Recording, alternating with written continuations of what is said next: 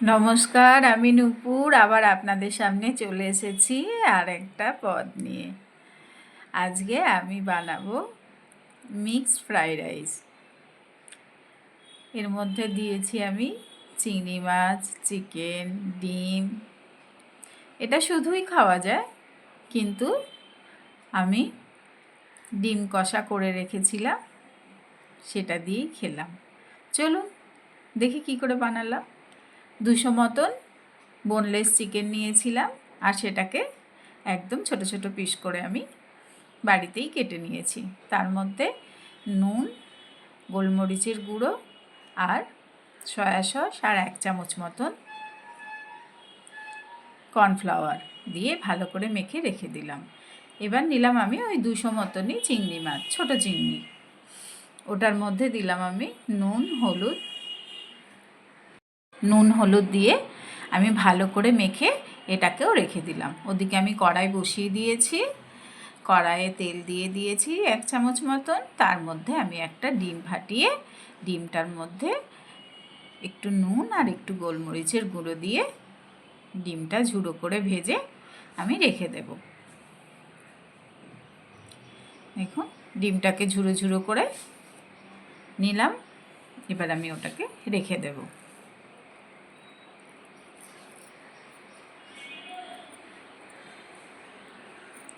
এই ফ্রায়েড রাইসটা শুধুই খাওয়া যায়, টিফিনেও নিয়ে যাওয়া যায় বাইরে, শুধু চামচ দিয়ে খেয়ে নেওয়া যায়। এরপর আমি আরও 2 চামচ তেল দিয়ে ওর মধ্যে চিংড়ি মাছটা দিয়ে দিলাম।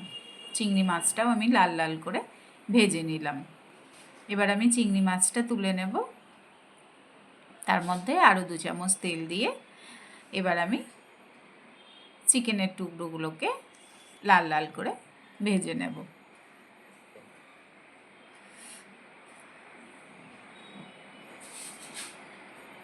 কার কার ভালো লাগে এরকম মিক্সড ফ্রাইড রাইস খেতে, আমাকে কিন্তু কমেন্টে জানাবেন। তাহলে হয়ে গেছে আমার চিকেন ভাজা। এরপরে আর 2 চামচ মতন তেল দিয়ে আমি দিয়ে দিলাম একটু আদা কুচি, একটু রসুন কুচি। কোনো সবজি আমি এর মধ্যে দেব না। আর একটা পেঁয়াজ আমি কুচি করে রেখেছি, আর কাঁচা লঙ্কা কুচি একটু। এটা দিয়ে আমি ভালো করে নেড়ে চেড়ে পেঁয়াজটা ভেজে নিলাম। আর ভাতটা আমি আগেই তৈরি করে রেখেছিলাম, ওটা আর আপনাদের দেখানো হয়নি, তাহলে ভিডিওটা অনেকটা বড় হয়ে যেত।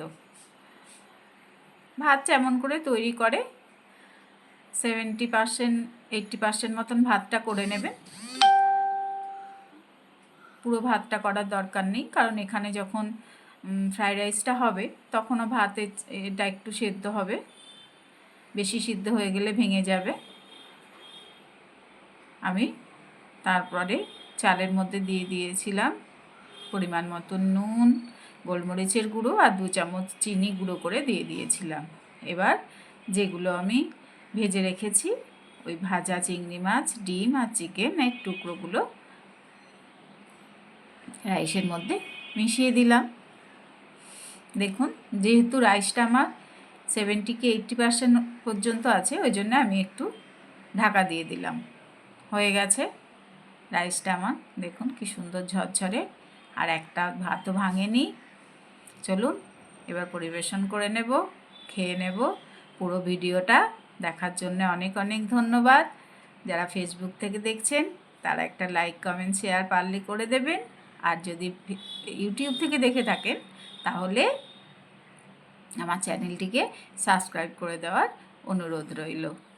ভালো থাকবেন সবাই, সুস্থ থাকবেন, সাবধানে থাকবেন। নমস্কার, আবার দেখা হবে আর একটা ভিডিও নিয়ে।